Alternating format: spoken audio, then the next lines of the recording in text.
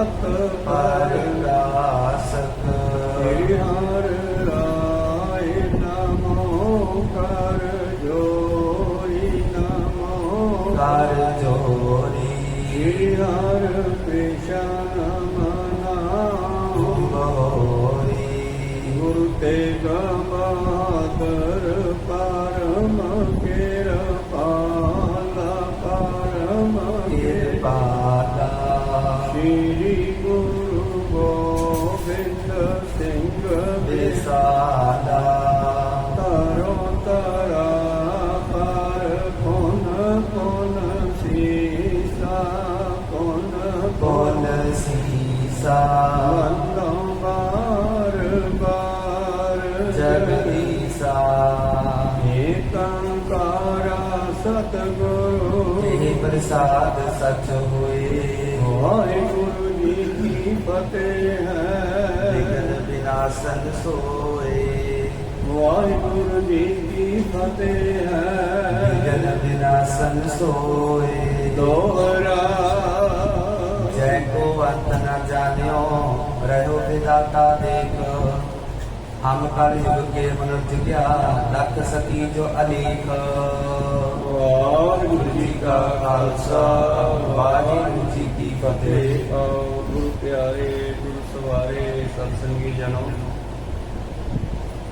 रोजाना की तरह पातशाह जी की अपार किरपा बख्शिश का सदका पिछले पहरां के दीवान सजाते हुए अपनी गुरु चरणों विखे हाजरियां लवा रहे हो। आओ लड़ीवार इतिहास की कथा विचार में जुड़ना करिए जी। कुछ गोबिंद लोग मतलब परमेश्वर के प्यारे साधु संत धन गुरु नानक देव जी को पिछले दिन मिले और पुछते हैं महाराज कृपा करके कुछ परमेश्वर के बारे दसो, उहदा चक्कर चेहज रंग रूप कैसा है। धन गुरु नानक देव जी कहते उहदे बारे तो खुद ब्रह्मा भी नहीं जान सके बई वो कैसा है। और पातशाह जी ने काफ़ी उदाहरण दे के दसना किया कि वह जोत है, वो शरीर नहीं, वो किसी माता पिता तो पैदा नहीं होया, उसका कोई भैन भरा नहीं, वो वर्गा दूजा कोई नहीं, वो नित नवा है, वो सत है, अरूप है, अनूप है, या लेख है या भेट है। तो गुरु प्यारिओ सतगुरु पातशाह जी काफ़ी तरह के नाल समझा करके अखीर ते कहते हैं भाई वह अंत तो नहीं पाया जा सकता, पर तुहानू ये ब्रह्मा के बारे में सुनाया। देखो जिहड़ा सब तो पहला ब्रह्म उस तो पैदा होया वो भी उसनू जान नहीं सके। फिर साधु पुछते हैं महाराज एक वचन होर है वो भी सानू दस दिओ की पुछते हैं, ये आपां अज आरंभ करके जानते हाँ। उस तो पहला गुरु का बख्शिया फतेह का नारा करो बुलंद गज के आखो जी वाहिगुरु जी का खालसा वाहिगुरु जी की फतेह। दोहरा जय को अंत न जान्यो कर विदाता देख। तो साधु कहानू ये सारी कहानी मैं ब्रह्मा की सुनाई। वो ब्रह्मा विधाते नूं ब्रह्मा नूं विधाता भी कहते हैं। तो कहते वो विधाता वो ब्रह्मा जिहड़ा है वेखदा रह गया, हैरान हो गया, उन्होंने भी परमेश्वर का अंत नहीं पाया गया। हम कर जो के मनुष्य क्या दख सकी जो अलेख। असी तो एक निमाने जे निकाने जे छोटे जे बंदे हाँ कलयुग के समय दे। उन्होंने दे समय उन्होंने तो पैदा होया ब्रह्मा भी उन्होंने जान नहीं सकिया। भाव साडी आत्मा ब्रह्म का रूप है, आत्मा परमात्मा नूं जान नहीं सकी। इस करके की दसीए तुहानू वो लेखिया जोखिया तो बाहर है। चौपाई तैती संग लगी मम प्रीति उर में बसो निरंतर नीति। बस मैं उहदे नाल प्यार पाया होया ते वो हिरदे विच वसदा है। जिवें सतगुरु पातशाह जी कहते कान सुने पहचान ना तिन स्यों। पहचान होती है जान पछाण। जदों आपां एक दूजे नूं मिल लईए दो चार बारी तो फिर जान पछाण बन जाती है। सतगुरु पातशाह कहते अखां करके ਉਹਦੇ ਨਾਲ मेरी कोई पछाण नहीं, पर कन्ना करके ਉਹਦੀ आवाज़ सुनती है। मैं ਉਹਦੀ आवाज़ ਨਾਲ जुड़िया होया। कान सुने पहचान न तिलसों दिव लागी मोरी पग इनस्यों। ਬਸ ਉਹ ਆਵਾਜ਼ ਦੇ ਜ਼ਰੀਏ ਹੀ ਮੈਂ ਉਹਦੇ ਚਰਨਾਂ ਨਾਲ ਜੁੜਿਆ ਰਹਿੰਦਾ। ਧੁਨ ਮੈਂ ਧਿਆਨ ਮੈਂ ਜਾਣਿਆ। ਤੇ ਕੀ ਜਾਣਿਆ? ਇਹ ਜਿਹਨੇ ਜਾਣਿਆ ਉਹ ਵੀ ਦੱਸ ਨਹੀਂ ਸਕਦਾਗਾ। ਗੁਰੂਆਂ ਨੇ ਖੁਦ ਕਹਿਤਾ, ਧੁਨ ਦੇ ਵਿੱਚ, ਆਵਾਜ਼ ਦੇ ਵਿੱਚ ਧਿਆਨ ਲਾਓ। ਉਸ ਧਿਆਨ ਦੇ ਵਿੱਚੋਂ ਤੁਸੀਂ ਕੀ ਫੀਲ ਕੀਤਾ, ਕੀ ਅਨੁਭਵ ਕੀਤਾ, ਹੁਣ ਤੁਸੀਂ ਦੂਜੇ ਨਾਲ ਸਾਂਝਾ ਨਹੀਂ ਕਰ ਸਕਦੇ। ਤੁਹਾਡੇ ਕੋਲੇ ਉਹਦੇ ਅੱਖਰ ਨਹੀਂ ਹੈਗੇ ਵੀ ਤੁਸੀਂ ਕਿਵੇਂ ਦੱਸੋਗੇ। ਜੇ ਦੱਸਣ ਦੀ ਕੋਸ਼ਿਸ਼ ਕਰੋਗੇ ਅਗਲੇ ਨੇ ਮੰਨਣਾ ਨਹੀਂ, ਕਹਿਣਾ ਐਵੇਂ ਗੱਪ ਮਾਰੀ ਜਾਂਦਾ। ਕੋਈ ਸਤਸੰਗ, ਕੋਈ ਆਖੇ ਭੋਤਨਾ, ਕੋਈ ਕਹੇ ਬੇਤਾਲਾ, ਕੋਈ ਆਖੇ ਆਦਮੀ ਨਾਨਕ ਵਿਚਾਰ। ਇਸ ਕਰਕੇ ਦੱਸਣ ਦੀ ਵੀ ਲੋੜ ਨਹੀਂ, ਕਿਉਂਕਿ ਉਹਨੂੰ ਕੋਈ ਫਾਇਦਾ ਨਹੀਂ ਹੋਣਾ। ਤੁਹਾਡੇ ਕਹਿਣ ਦੇ ਵਿੱਚ ਫਰਕ ਪੈ ਜਾਣਾ ਹੈ। ਜਿਵੇਂ ਇੱਕ ਫੁੱਲ ਨੂੰ ਅਸੀਂ 4 ਬੰਦਿਆਂ ਦੇ ਰਾਹੀਂ ਰਿਪੀਟ ਕਰੀਏ, ਆਪਾਂ ਇੱਕ ਨੂੰ ਫੜਾਈਏ, ਉਹਨੇ ਗਾਹ ਫੜਾਇਆ, ਉਹਨੇ ਗਾਹ ਫੜਾਇਆ, ਚੌਥੇ ਪੰਜਵੇਂ ਥਾਂ ਜਾਂਦਾ ਉਹ ਸ਼ਕਲ ਹੀ ਬਦਲ ਜਾਂਦਾ ਹੈ। ਕੋਈ ਸਤਨਾਮ। ਇਸੇ ਤਰ੍ਹਾਂ ਜਿਹੜੇ ਅਨੁਭਵ ਹੈ ਉਹਨਾਂ ਨੂੰ ਬਸ ਅਨੁਭਵ ਕਰਕੇ ਉਹਦੇ ਵਿੱਚ ਮਿਲਿਆ ਜਾ ਸਕਦਾ ਹੈ, ਉਹਨਾਂ ਦਾ ਆਨੰਦ ਮਾਣਿਆ ਜਾ ਸਕਦਾ, ਦੱਸਿਆ ਨਹੀਂ ਜਾ ਸਕਦਾ। ਧੁਨ ਮੈਂ ਧਿਆਨ ਮੈਂ ਜਾਣਿਆ ਗੁਰਮੁਖ ਅਕਥ ਕਹਾਣੀ। ਇਹਦੂਗਾ ਕਹਿਣ ਦੀ ਗੱਲ ਨਹੀਂ ਹੈ, ਬਸ ਇੱਥੇ ਚੁੱਪ ਹੈ। ਖੈਰ ਮੇਰੇ ਪ੍ਰੀਤਮ ਜੀ ਕਹਿ ਰਹੇ ਹਨ, ਸਿੱਧੋ ਸਾਧੋ ਕਿਆ ਦਸੀਏ, ਉਹ ਲੇਖਿਆਂ ਜੋਖਿਆਂ ਤੋਂ ਬਾਹਰ ਹੈ। ਮੇਰੀ ਪ੍ਰੀਤੀ ਉਹਦੇ ਚਰਨਾਂ ਨਾਲ ਲੱਗੀ ਹੋਈ ਹੈ।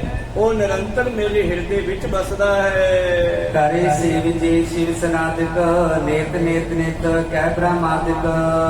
ਹਾਂ, ਸ਼ਿਵ ਸਨਕਾਦਿਕ, ਸਨਕ ਸਨੰਦਨ ਆਦਿ ਸ਼ਿਵ ਜਿਹੜੇ ਉਸ ਦੀ ਹਰ ਵੇਲੇ ਸੇਵਾ ਕਰਦੇ ਰਹਿੰਦੇ ਆ, ਉਹ ਵੀ ਉਸ ਦਾ ਅੰਤ ਬ੍ਰਹਮਾ ਵਰਗੇ ਨਹੀਂ ਪਾ ਸਕੇ ਜੀ। ਪ੍ਰਾਨ ਆਧਾਰ ਸੋ ਕਿਆ ਮਨ ਮਾਹੀ, ਅਸ਼ਟ ਪੈਰ ਮੈਂ ਬਿਸਰਤ ਨਾਹੀ। ਹਾਂ, ਉਹ ਮੇਰੇ ਪ੍ਰਾਣਾਂ ਦਾ ਆਸਰਾ ਹੈਗਾ ਜ਼ਰੂਰ, ਪਰ ਮੈਂ ਤੁਹਾਨੂੰ ਆਏ ਨਹੀਂ ਵਿਖਾ ਸਕਦਾ। ਜਿਵੇਂ ਕੱਲ ਗੱਲ ਪਈ ਸੀ ਬਈ ਉਹ ਬੰਦਾ ਕਹਿੰਦਾ ਮੈਨੂੰ ਰੱਬ ਦਿਖਾਓ, ਸਾਧੂ ਕਹਿੰਦਾ ਮੈਨੂੰ ਦੁੱਧ ਵਿੱਚੋਂ ਘਿਓ ਵਿਖਾ। ਉਹ ਕਹਿੰਦਾ ਮੈਂ ਘਿਓ ਕਿਵੇਂ ਵਿਖਾਵਾਂ? ਹੁਣ ਫਿਰ ਕਹਿੰਦਾ ਮੈਂ ਰੱਬ ਕਿਵੇਂ ਵਿਖਾਵਾਂ? ਜੇ ਘਿਓ ਨੂੰ ਵੇਖਣ ਵਾਸਤੇ ਮਿਹਨਤ ਕਰਨੀ ਪਊਗੀ, ਰੱਬ ਨੂੰ ਵੇਖਣ ਜਾਂ ਜਾਣਨ ਵਾਸਤੇ ਵੀ ਮਿਹਨਤ ਕਰਨੀ ਪਊਗੀ। ਕੋਈ ਸਤਿਨਾਮ। ਇਸ ਕਰਕੇ ਗੁਰੂ ਪਿਆਰਿਓ, ਸਤਿਗੁਰ ਪਾਤਸ਼ਾਹ ਕਹਿੰਦੇ ਉਹ ਮੇਰੇ ਪ੍ਰਾਣਾਂ ਦਾ ਆਧਾਰ ਹੈ। ਜਿਹਦਾ ਸਵਾਸ ਆਪਾਂ ਲੈਂਦੇ ਹਾਂ ਨਾ, ਇਹ ਕੇਵਲ ਹਵਾ ਨਹੀਂ ਹੈ, ਇਹਦੇ ਵਿੱਚ ਬਹੁਤ ਕੁਝ ਮਿਕਸ ਹੈ। ਕੋਈ ਸਤਿਨਾਮ। ਬੜਾ ਸੂਖਮ ਹੈ ਉਹ, ਸੂਖਮ ਤੇ ਸੂਖਮ ਮਨ ਚ ਲਿਖਿਆ ਹੈ। ਵੱਡੇ ਤੋਂ ਵੱਡਾ ਹੈ ਤੇ ਨਿੱਕੇ ਤੋਂ ਨਿੱਕਾ ਹੈ, ਉਹ ਬੜਾ ਸੂਖਮ ਹੈ। ਹਾਂ, ਉਹ ਮੇਰੇ ਪ੍ਰਾਣਾਂ ਦਾ ਆਸਰਾ ਹੈ। ਜਿਵੇਂ ਆ ਬਿਜਲੀ ਦਿਸਦੀ ਆ ਕਿਤੇ, ਪਰ ਪੱਖੇ ਚੱਲੀ ਜਾਂਦੇ ਆ ਨਾ, ਕੋਈ ਤਾਂ ਹੈ ਇਹਨਾਂ ਨੂੰ ਚਲਾਉਣ ਵਾਲਾ। ਦਿਸਦੀ ਨਹੀਂ ਹੈ, ਜੇ ਹੱਥ ਲਾਓਗੇ ਤੇ ਪਤਾ ਲੱਗ ਜੂ ਹੈਗੀ ਆ। ਕੋਈ ਸਤਿਨਾਮ। ਤੋ ਕਹਿਣ ਤੋਂ ਭਾਵ ਹੈ ਇਸੇ ਤਰ੍ਹਾਂ ਹੀ ਉਹ ਇੱਕ ਸ਼ਕਤੀ ਹੈ, ਉਹ ਪਾਵਰ ਹੈ ਜਿਹੜੀ ਹੈ ਬ੍ਰਹਿਮੰਡ ਵਿੱਚ ਸਮਾਈ ਹੋਈ ਹੈ। ਜਿਨੀ ਅਸਮਾਨ ਕੈ ਸਮਸਤ ਬੀਚ ਇੱਕ ਜੋਤ ਹੈ, ਨਾ ਬਾਦ ਹੈ ਨਾ ਘਾਟ ਹੈ, ਨਾ ਬਾਦ ਘਾਟ ਹੋਤ ਹੈ। ਉਹ ਇੱਕ ਜੋਤ ਹੈ ਜਿਹੜੀ ਸਾਰੀ ਸ੍ਰਿਸ਼ਟੀ ਨੂੰ ਚਲਾ ਰਹੀ ਹੈ। ਉਹ ਹੀ ਮੇਰੇ ਪ੍ਰਾਣਾਂ ਦਾ ਆਸਰਾ ਹੈ। ਮੈਂ ਅੱਠੇ ਪੈਰ ਉਹਦੇ ਨਾਲ ਜੁੜਿਆ ਰਹਿੰਦਾ। ਸੁਣਤ ਸੰਤ ਚਿਤ ਬਾਹਰ ਕਾਨੇ, ਧਨ ਧਨ ਪੁੰਨ ਧਨ ਬਖਾਨੇ। ਸਾਧੂ ਕਹਿਣ ਲੱਗੇ ਠੀਕ ਹੈ ਮਹਾਰਾਜ, ਧੰਨ ਹੋ ਤੁਸੀਂ ਬੜੀ ਕੋਸ਼ਿਸ਼ ਕੀਤੀ ਸਭ ਕੁਝ ਦੱਸਣ ਦੀ, ਪਰ ਫਿਰ ਵੀ ਕੁਝ ਰਹਿ ਗਿਆ। ਭਾਵ ਪੂਰਾ ਨਹੀਂ ਦੱਸਿਆ ਜਾ ਸਕਦਾ, ਇਹ ਤਾਂ ਫੀਲ ਅਨੁਭਵ ਹੀ ਕੀਤਾ ਜਾ ਸਕਦਾ ਹੈ। ਤੁਸੀਂ ਧੰਨ ਹੋ, ਜਿੰਨਾ ਵੀ ਦੱਸਿਆ ਬਹੁਤ ਹੈ। ਮੁਕਤ ਦਾਨ ਦਾ ਬਚਨ ਤੁਮਾਰੇ, ਇੱਕ ਸੰਸ਼य ਔਰ ਹਮਾਰੇ। ਔਰ ਤੁਹਾਡੇ ਜਿਹੜੇ ਬਚਨ ਹਨ ਮਹਾਰਾਜ, ਇਹ ਮੁਕਤੀ ਕਰਨ ਵਾਲੇ ਹਨ। ਕਿਰਪਾ ਕਰਕੇ ਸਾਡਾ ਇੱਕ ਸੰਕਾ, ਇੱਕ ਸੰਸਾ ਹੋਰ ਨਿਵਰਤ ਕਰ ਦਿਓ। ਤੁਸੀਂ ਧੰਨ ਹੋ। ਕੌਣ ਵਾਸਤੇ ਲੋਚਨ ਆਹੀ, ਦੇਖੇ ਕੌਣ ਰਹਿ ਤਿਨ ਮਾਹੀ। ਮਹਾਰਾਜ ਜੀ ਸਾਡੀਆਂ ਅੱਖਾਂ ਹੈ, ਇਹਦੇ ਵਿੱਚੋਂ ਦੇਖਣ ਵਾਲਾ ਕੌਣ ਹੈ? ਸਾਨੂੰ ਇਹਦੇ ਬਾਰੇ ਦੱਸੋ। ਇਹਦੀ ਸਮਝ ਨਹੀਂ ਆਈ। ਜਿਵੇਂ ਪਿੱਛੋਂ ਲਾਈਟ ਆਉਣੀ ਬੰਦ ਹੋ ਜਾਵੇ ਤੇ ਡਾਕਟਰ ਕਹਿੰਦਾ ਵੀ ਇੱਥੇ ਹੱਥ ਖੜੇ, ਅਸੀਂ ਜੋਤ ਨਹੀਂ ਬਣਾ ਸਕਦੇ। ਕੋਈ ਸਤਿਨਾਮ। ਅੱਖਾਂ ਬਦਲੀਆਂ ਜਾ ਸਕਦੀਆਂ ਅਗਰ ਉਸ ਦੇ ਅੰਦਰ ਜੋਤ ਬਣ ਰਹੀ ਹੈ, ਤੇ ਅੱਖਾਂ ਦਾ ਦੀਵਾ ਨਵਾਂ ਰੱਖਿਆ ਜਾ ਸਕਦਾ, ਕਿਸੇ ਦੂਜੇ ਦੀ ਅੱਖ ਕੱਢ ਕੇ ਪਾਈ ਜਾ ਸਕਦੀ ਆ। ਪਰ ਜੇ ਪਿੱਛੋਂ ਟਿਊਬਾਂ ਜਾਮ ਹੋ ਗਈਆਂ ਜਿਨ੍ਹਾਂ ਵਿੱਚੋਂ ਜੋਤ ਆ ਹੀ ਨਹੀਂ ਰਹੀ, ਤਾਂ ਫੇਰ ਸਾਡਾ ਕੋਈ ਵਾਹ ਨਹੀਂ ਹੈ, ਸਾਡੇ ਹੱਥ ਖੜੇ। ਤਾਂ ਮਤਲਬ ਡਾਕਟਰ ਕਿਸੇ ਅੰਗ ਦੀ ਮੁਰੰਮਤ ਕਰ ਸਕਦਾ, ਨਵਾਂ ਤਿਆਰ ਨਹੀਂ ਕਰ ਸਕਦਾ। ਸੰਤਾਂ ਨੇ ਪੁੱਛਿਆ, ਮਹਾਰਾਜ ਜੋ ਵੇਖਦਾ ਸਾਡੀਆਂ ਅੱਖਾਂ ਦੇ ਵਿੱਚੋਂ ਇਹ ਕੌਣ ਹੈ? ਇਸ ਪ੍ਰਕਾਰ ਜੋ ਸਰਬ ਪਸਾਰਾ, ਦੇਖ ਲੈ ਜੋ ਕਹੋ ਵਿਚਾਰਾ। ਇਹ ਸਾਰੇ ਪਸਾਰੇ ਨੂੰ ਜੋ ਦੇਖਣ ਵਾਲਾ ਹੈ ਮਹਾਰਾਜ, ਉਹ ਕੌਣ ਹੈ? ਜਿਨ ਉਪਾਈ ਰੰਗ ਰਵਾਈ, ਬੈਠਾ ਵੇਖੈ ਵੱਖ ਅਕੇਲਾ। ਉਹ ਜਿਹੜਾ ਹੈ ਸਾਰਿਆਂ ਨੂੰ ਬਣਾ ਕੇ ਕਿਵੇਂ ਸਾਰਿਆਂ ਨੂੰ ਦੇਖਦਾ, ਜਾਂ ਸਾਡੀਆਂ ਅੱਖਾਂ ਦੇ ਵਿੱਚੋਂ ਵੇਖਣ ਵਾਲਾ ਕੌਣ ਹੈ? ਉਹਦੀ ਕੋਈ ਜਾਣਕਾਰੀ ਦਿਓ ਮਾੜੀ ਜੀ। ਤੁਮ ਸਮ ਗਿਆਤਾ ਮਿਲੇ ਨਾ ਆਨੀ, ਸੁਨ ਪਦ ਦੁਤੀਏ ਕਹਿਓ ਗੁਣ ਖਾਨੀ। ਔਰ ਤੁਹਾਡੇ ਵਰਗਾ ਗਿਆਨੀ, ਤੁਹਾਡੇ ਵਰਗਾ ਜਿਹੜਾ ਹੈ ਗਿਆਤਾ ਜਾਣਕਾਰ ਸਾਨੂੰ ਹੋਰ ਕਿਹੜਾ ਮਿਲਣਾ ਹੈ? ਪਾਤਸ਼ਾਹ ਜੀ ਨੇ ਉਸੇ ਸ਼ਬਦ ਦਾ ਦੂਸਰਾ ਪਦ ਉਚਾਰਨ ਕੀਤਾ ਹੈ। ਸ੍ਰੀ ਮੁਖ ਵਾਕ ਰਾਵ ਸਸ ਦੀਪਕ ਜਾਕੇ ਤ੍ਰਿਪਵਨਾ, ਏਕਾ ਜੋਤ ਮੁਰਾਰ। ਕਹਿੰਦੇ ਸਾਧੋ, ਸੂਰਜ ਚੰਦਰਮਾ ਇਹ ਦੋ ਦੀਵੇ ਹਨ। ਉਸ ਸਵਾਮੀ ਦਾ ਨੂਰ ਹੀ ਤਿੰਨਾਂ ਜਹਾਨਾਂ ਵਿੱਚ ਪਰਿਪੂਰਨ ਕਰ ਰਿਹਾ ਹੈ। ਭਾਵ ਇਹਨਾਂ ਨੂੰ ਪ੍ਰਕਾਸ਼ ਦੇਣ ਵਾਲਾ ਵੀ ਉਹਦਾ ਪ੍ਰਕਾਸ਼ ਹੈ। ਤੁਸੀਂ ਹਨੇਰੇ 'ਚ ਨਹੀਂ ਨਾ ਵੇਖ ਸਕਦੇ, ਅੱਖਾਂ ਤਾਂ ਹੁੰਦੀਆਂ ਆਪਣੇ ਕੋਲੇ, ਪਰ ਜਦੋਂ ਰਾਤ ਪੈ ਜਾਂਦੀ ਆ, ਹਨੇਰਾ ਹੋ ਜਾਂਦਾ ਹੈ, ਫਿਰ ਸਾਡੀ ਅੱਖ ਕੰਮ ਛੱਡ ਜਾਂਦੀ ਹੈ। ਕਿਉਂ ਛੱਡ ਜਾਂਦੀ ਹੈ? ਕਿਉਂਕਿ ਜਿਹੜੀ ਇਹ ਬਾਹਰੋਂ ਪ੍ਰਕਾਸ਼ ਆ ਰਿਹਾ ਹੈ, ਇਹ ਗੁਰੂ ਪਿਆਰੋ ਕਿਰਿਆ ਦੀ ਪ੍ਰਤੀਕਿਰਿਆ ਹੁੰਦੀ ਹੈ। ਇਹ ਪ੍ਰਕਾਸ਼ ਸਾਨੂੰ ਜਦ ਹੁੰਦਾ ਬਾਹਰ, ਤਾਂ ਸਾਡੀ ਅੱਖ ਕੰਮ ਕਰਦੀ ਆ, ਕਿਉਂਕਿ ਇਹ ਪ੍ਰਕਾਸ਼ ਹੀ ਸਾਡੀਆਂ ਅੱਖਾਂ ਨਾਲ ਟਕਰਾ ਕੇ ਸਾਨੂੰ ਦੁਨੀਆ ਵਿਖਾਉਂਦਾ ਹੈ। ਧਰਤੀ ਦੇ ਵਿੱਚ ਕੀ ਕੁਝ ਹੈ ਸਾਨੂੰ ਦਿਖਾਉਂਦਾ ਪ੍ਰਕਾਸ਼। ਤਾਂ ਬਾਬਾ ਜੀ ਨੂੰ ਪੁੱਛਦੇ ਆ ਕਿ ਮਹਾਰਾਜ ਸਾਨੂੰ ਦੱਸੋ, ਅੱਖਾਂ 'ਚ ਵੇਖਣ ਵਾਲਾ ਕੌਣ ਹੈ? ਕਹਿੰਦੇ ਸੂਰਜ ਤੇ ਚੰਦਰਮਾ ਵੀ ਆਪਣੇ ਆਪ ਵਿੱਚ ਪੂਰੇ ਨਹੀਂ ਹੈ। ਪਰਮੇਸ਼ਰ ਦਾ ਪ੍ਰਕਾਸ਼ ਇਹਨਾਂ ਵਿੱਚ ਦੀ ਹੋ ਕੇ ਚਮਕ ਰਿਹਾ ਹੈ। ਜਿਵੇਂ ਸਾਇੰਸ ਕਹਿੰਦੀ ਆ ਵੀ ਚੰਦਰਮਾ ਚਮਕਦਾ ਨਹੀਂ, ਜਿਹੜੀ ਸੂਰਜ ਦੀ ਲਾਈਟ ਹੈ ਉਹ ਚੰਦਰਮਾ ਰੂਪੀ ਧਰਤੀ ਤੇ ਪੈਂਦੀ ਆ, ਤੇ ਉਸ ਦਾ ਜਿਹੜਾ ਹੈ ਲਾਈਟ ਵਾਪਸ ਆਉਂਦੀ ਆ। ਜਿਵੇਂ ਆਪਾਂ ਸ਼ੀਸ਼ੇ ਦੇ ਉੱਪਰ ਲਾਈਟ ਮਾਰੀਏ ਤੇ ਵਾਪਸ ਥੱਲੇ ਉਹਦੀ ਮੁੜ ਕੇ ਆਉਂਦੀ ਹੈ ਕਿਰਿਆ ਦੀ ਪ੍ਰਤੀਕਿਰਿਆ। ਤਾਂ ਉਸੇ ਤਰ੍ਹਾਂ ਹੀ ਪਰਮੇਸ਼ਰ ਦੀ ਜੋਤ ਹੀ ਸੂਰਜ ਵਿੱਚੋਂ ਚਮਕ ਰਹੀ ਹੈ। ਸੂਰਜ ਦਾ ਪ੍ਰਕਾਸ਼ ਚੰਦਰਮਾ ਤੇ ਪੈਂਦਾ ਹੈ, ਚੰਦਰਮਾ ਵੀ ਸਾਨੂੰ ਚਮਕਦਾ ਦਿਖਾਈ ਦਿੰਦਾ ਹੈ।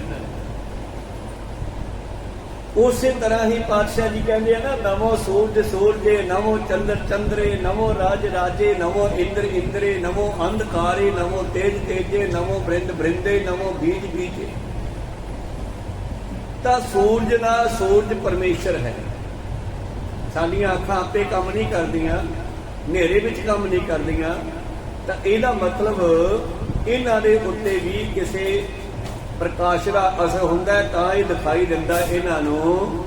ਕਹਿੰਦੇ ਸੂਰਜ ਤੇ ਚੰਦਰਮਾ ਵੀ ਆਪ ਵਿੱਚ ਪੂਰੇ ਨਹੀਂ ਹਨ, ਉਹਨਾਂ ਦੇ ਉੱਤੇ ਪਰਮੇਸ਼ਰ ਦੀ ਲਾਈਟ ਪੈਂਦੀ ਹੈ। ਤ੍ਰਿਭਵਨ ਜੋ ਏਕਾ ਜੋਤ ਮੁਰਾਰ, ਤਿੰਨਾਂ ਲੋਕਾਂ ਉੱਤੇ ਪਰਮੇਸ਼ਰ ਦਾ ਪ੍ਰਕਾਸ਼ ਪੈ ਰਿਹਾ ਹੈ। ਗੁਰਮੁਖ ਹੋਈ ਸੋ ਐਨਸ ਨਿਰਮਲ, ਮਨਮੁਖ ਰਹਿਣ ਅੰਧਾਰ। ਜਿੱਥੇ ਗੁਰੂ ਪਿਆਰਿਓ ਅਸੀਂ ਬਾਹਰਲੇ ਪ੍ਰਕਾਸ਼ ਦੀ ਗੱਲ ਕਰ ਲਈ ਆ, ਬਾਹਰਲੇ ਪ੍ਰਕਾਸ਼ ਦੀ ਗੱਲ ਕਰ ਲਈ ਹੈ ਨਾ, ਪਰ ਇਹਨੂੰ ਹੁਣ ਅੰਦਰਲੇ ਪ੍ਰਕਾਸ਼ ਦੀ ਗੱਲ ਕਰ ਲਈਏ। ਪਾਤਸ਼ਾਹ ਕਹਿੰਦੇ ਜੇ 100 ਚੰਦਾ ਉਗਵੈ ਸੂਰਜ ਚੜੇ ਹਜ਼ਾਰ, ਇੱਥੇ ਚਾਨਣ ਹੁੰਦੇ ਆ ਗੁਰਬਿਨ ਘੂਰ ਅੰਧਾਰ। ਸੂਰਜ ਨੂੰ ਪ੍ਰਕਾਸ਼ ਦੇਣ ਵਾਲਾ ਉਹ ਹੈ, ਸੂਰਜ ਦੇ ਰਾਹੀਂ ਚੰਦਰਮਾ ਨੂੰ ਪ੍ਰਕਾਸ਼ ਦੇਣ ਵਾਲਾ ਉਹ ਹੈ। ਜਿਹੜੇ ਗੁਰਮੁਖ ਹਨ ਉਸ ਗਿਆਨ ਰੂਪੀ ਪ੍ਰਕਾਸ਼ ਨੂੰ ਦਿਨ ਰਾਤ ਦੇਖਦੇ ਹਨ, ਜਾਣਦੇ ਹਨ, ਉਹ ਨਿਰਮਲ ਪਵਿੱਤਰ ਰਹਿੰਦੇ ਹਨ। ਮਨਮੁਖ ਰਹਿਣ ਆਧਾਰ। ਜਿਹੜਾ ਮਨਮੁਖ ਹੈ ਉਹ ਰਾਤ ਦੇ ਹਨੇਰੇ ਦੀ ਨਿਆਈ ਭਟਕਦਾ ਹੈ। ਇੱਥੇ ਹੁਣ ਕਿਹੜੇ ਪ੍ਰਕਾਸ਼ ਦੀ ਗੱਲ ਹੈ? ਇੱਥੇ ਬੰਦ ਵਰਗਾ ਗਿਆਨ ਪ੍ਰਕਾਸ਼ ਨਹੀਂ ਹੈ, ਇੱਥੇ ਸੂਰਜ ਵਰਗਾ ਪ੍ਰਕਾਸ਼ ਵੀ ਨਹੀਂ ਹੈ। ਇੱਥੇ ਪ੍ਰਕਾਸ਼ ਹੈ ਗਿਆਨ ਦਾ। ਇੱਥੇ ਆ ਕੇ ਪਾਤਸ਼ਾਹ ਨੇ ਗੱਲ ਕੱਟ ਦਿੱਤੀ, ਜੇ 100 ਚੰਦਾ ਉਗਵੈ ਸੂਰਜ ਚੜੇ ਹਜ਼ਾਰ, ਇੱਥੇ ਚਾਨਣ ਹੁੰਦੇ ਆ ਗੁਰਬਿਨ ਘੋਰ ਅੰਧਾਰ। ਉਹ ਅੰਦਰਲਾ ਗਿਆਨ ਦਾ ਪ੍ਰਕਾਸ਼ ਹੈ। ਜਿਸ ਤਰ੍ਹਾਂ ਇੱਕ ਚਿੜੀ ਨੂੰ ਵੀ ਗਿਆਨ ਹੈ ਕਿ ਮੇਰਾ ਜਿਹੜਾ ਵੋਟ ਹੈ, ਬੱਚਾ ਹੈ, ਉਸ ਨੂੰ ਹਜੇ ਦਾਣਾ ਚੱਬਣਾ ਨਹੀਂ ਆਉਂਦਾ, ਉਹਦਾ ਹਜੇ ਵੀ ਚੁੰਝ ਹੈ, ਉਹ ਵੀ ਕੋਮਲ ਹੈ, ਚੱਬ ਨਹੀਂ ਸਕਦੀ, ਸਖਤ ਨਹੀਂ ਹੋਈ। ਇਸ ਕਰਕੇ ਉਹ ਚਿੜੀ ਦਾਣਾ ਕਣਕ ਦਾ ਲੈਂਦੀ ਆ, ਆਪਣੇ ਮੂੰਹ ਦੇ ਵਿੱਚ ਚੱਬਦੀ ਆ ਤੇ ਉਹਦਾ ਪੂਰਾ ਤਰਨ ਬਣਾ ਕੇ ਫਿਰ ਬੱਚੇ ਦੇ ਮੂੰਹ ਵਿੱਚ ਪਾ ਦਿੰਦੀ ਆ। ਉਹ ਸਤਿਨਾਮ, ਉਹ ਕਿੱਥੋਂ ਪੜ੍ਹ ਕੇ ਆਈ ਆ ਵੀ ਮੇਰੇ ਬੱਚੇ ਨੂੰ ਇਉਂ ਪਾਲਣਾ। ਕੀੜੀ ਨੂੰ ਕਿਹਨੇ ਦੱਸਿਆ ਕਿ ਬਾਹਰ ਬਾਰਿਸ਼ ਦਾ ਮੌਸਮ ਹੋ ਜਾਵੇ ਤੇ ਕੀੜੀਆਂ ਜਿਹੜੀਆਂ ਹਨ ਤੁਰੰਤ ਜੋ ਧਰਤੀ ਦੇ ਵਿੱਚ ਹੱਡਾਂ ਵਿੱਚ ਉਹਨਾਂ ਨੇ ਆਂਡੇ ਦਿੱਤੇ ਆ, ਉਹ ਕੱਲਾ ਕੱਲਾ ਆਂਡਾ ਚੱਕ ਕੇ ਬਾਹਰ ਚੱਲਦੀਆਂ ਔਰ ਕੋਸ਼ਿਸ਼ ਕਰਦੀਆਂ ਕੰਧ ਉੱਤੇ ਚੜ੍ਹਨਾ ਸ਼ੁਰੂ ਕਰ ਦਿੰਦੀਆਂ, ਇਹਨਾਂ ਨੂੰ ਉੱਚੇ ਥਾਂ ਲੈ ਜਾਈਏ ਤਾਂ ਕਿ ਕਿਤੇ ਆਂਡੇ ਖਰਾਬ ਨਾ ਹੋ ਜਾਣ। ਉਹਨਾਂ ਨੂੰ ਕਿਹਨੇ ਪੜ੍ਹਾਤਾ? ਕੋਈ ਸਤਿਨਾਮ। ਇਹ ਦੋ ਉਦਾਹਰਨਾਂ ਮੈਂ ਦਿੱਤੀਆਂ। ਸਾਰੇ ਜੀਵ ਜੰਤੂਆਂ, ਪਸ਼ੂਆਂ, ਪੰਛੀਆਂ ਦੇ ਵਿੱਚ ਉਸ ਦਾ ਗਿਆਨ ਪ੍ਰਕਾਸ਼ ਕਰ ਰਿਹਾ ਹੈ। ਉਹਦੀ ਜੋਤ ਸੂਰਜ ਵਿੱਚ ਵੀ ਪ੍ਰਕਾਸ਼ ਕਰ ਰਹੀ ਹੈ, ਉਹਦੀ ਜੋਤ ਚੰਦਰਮਾ 'ਚ ਪ੍ਰਕਾਸ਼ ਕਰ ਰਹੀ ਹੈ, ਉਹਦੀ ਜੋਤ ਕੀੜੀ ਵਿੱਚ ਪ੍ਰਕਾਸ਼ ਕਰ ਰਹੀ ਹੈ, ਉਹਦੀ ਜੋਤ ਹਾਥੀ ਵਿੱਚ ਵੀ ਪ੍ਰਕਾਸ਼ ਕਰ ਰਹੀ ਹੈ। ਉਹ ਜੋਤ ਦੇ ਬਾਰੇ ਕਿਆ ਦੱਸੀਏ ਸਾਧੋ? ਇਹ ਜੋਤ ਕੀ ਹੈ? ਗੁਰਮੁਖਾਂ ਨੂੰ ਸਮਝ ਆ ਗਈ। ਉਹ ਦਿਨ ਰਾਤ ਉਸ ਜੋਤ ਨੂੰ ਜਾਣ ਕਰਕੇ ਨਿਰਮਲ ਪਵਿੱਤਰ ਰਹਿੰਦੇ ਹਨ ਤੇ ਮਨਮੁਖ ਰਾਤ ਦੇ ਹਨੇਰੇ ਦੀ ਤਰ੍ਹਾਂ ਅਗਿਆਨਤਾ ਵਿੱਚ, ਜਿਵੇਂ ਰਾਤ ਦੇ ਹਨੇਰੇ ਚੱਲਣਾ ਹੋਵੇ ਤੇ ਔਖਾ ਹੋ ਜਾਂਦਾ ਨਾ, ਕਦੇ ਟੋਹ ਆ ਗਿਆ, ਕਦੇ ਟਿੱਬਾ ਆ ਗਿਆ, ਕਦੇ ਪਾਣੀ ਆ ਗਿਆ, ਕਦੇ ਕੰਡਾ ਆ ਗਿਆ, ਕਦੇ ਡਲਾ ਆ ਗਿਆ, ਕਦੇ ਠੇਡਾ ਵੱਜ ਗਿਆ। ਚਾਨਣ ਵਿੱਚ ਤੁਰਨਾ ਸੌਖਾ ਹੈ ਤੇ ਉਹ ਮਨਮੁਖ ਇਸੇ ਤਰ੍ਹਾਂ ਹੀ ਅਗਿਆਨਤਾ ਵਿੱਚ ਠੇਡੇ ਖਾਂਦਾ ਰਹਿੰਦਾ ਹੈ। ਚੌਪਈ ਸੁਨੋ ਸੰਤ ਸ਼੍ਰੀ ਨਾਨਕ ਕਹੀ, ਚੰਦ ਸੂਰਜ ਵਿੱਚ ਜੋਤ ਜੋ ਆਈ। ਬਾਦਸ਼ਾਹ ਕਹਿੰਦੇ ਉਹੀ ਜੋਤ ਹੈ ਜਿਹੜੀ ਚੰਦਰਮਾ ਤੇ ਸੂਰਜ ਵਿੱਚ ਵੀ ਹੈ। जीते जग में हो तू जाला, सो ईश्वर कोई लखो विराला।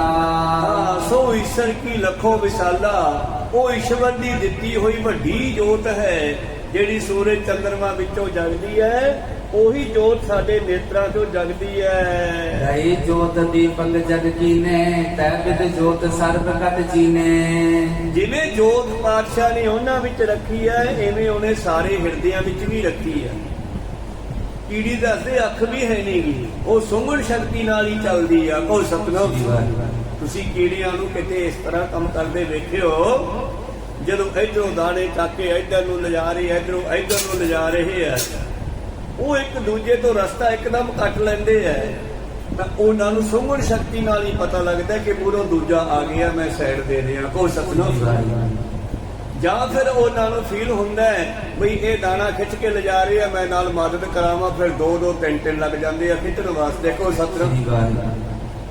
ਤਾਂ ਮਤਲਬ ਕੀੜੀ ਦੀ ਨਿਗਾਹ ਨਹੀਂ ਹੈ, ਕੀੜੀ ਕੋਲੇ ਸੁੰਘਣ ਸ਼ਕਤੀ ਦੀ ਅੱਖ ਹੈ, ਉਹਦੇ ਕੋਲੇ ਅੱਖ ਨਹੀਂ ਹੈ।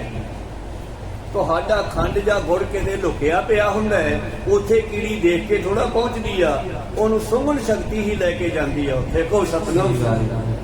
ਤੁਸੀਂ ਲੁਕੋ ਕੇ ਰੱਖ ਦਿਓ। ਇੱਕ ਬਾਣੀਆ ਕਹਿੰਦਾ, ਉਹ ਮੁੰਡਿਆ, ਹਾਂਜੀ ਖੰਡ ਵਾਲੇ ਪੀਪੇ ਤੇ ਨੂਣ ਲਿਖਦੇ, ਨੂਣ ਵਾਲੇ ਤੇ ਖੰਡ ਲਿਖਦੇ। ਕਹੋ ਸਤਿਨਾਮ। ਕੋਈ ਤੂੰ ਕੀੜੀਆਂ ਨੂੰ ਭੁਲੇਖਾ ਪਾਉਣਾ ਹੈਗਾ? ਉਹਨਾਂ ਨੇ ਤਾਂ ਪਹੁੰਚ ਹੀ ਜਾਣਾ, ਉਹਨਾਂ ਕੋਲ ਅੱਖ ਨਹੀਂ, ਉਹਨਾਂ ਕੋਲ ਸੁੰਘਣ ਸ਼ਕਤੀ ਹੈ। ਉਹ ਨੂਣ ਲਿਖਿਆ ਵੀ ਦੇਖ ਕੇ ਉਹਦੇ ਵਿੱਚ ਵੜ ਜਾਣਗੀਆਂ ਵੀ ਇੱਥੇ ਖੰਡ ਹੈ। ਇਸ ਕਰਕੇ ਪਰਮੇਸ਼ਰ ਨੇ ਐਸੀ ਬਿਉਂਤਬੰਦੀ ਬਣਾਈ ਹੋਈ ਆ। ਸੁਣੋ ਸੰਤੋ ਸ੍ਰੀ ਨਾਨਕ ਕਹੀ, ਸੰਤ ਸੂਰਜ ਮੈਂ ਜੋਤ ਜੋ ਅਹੀ। जेते जग में होती उजाला, सो ईश्वर की लखो विशाला।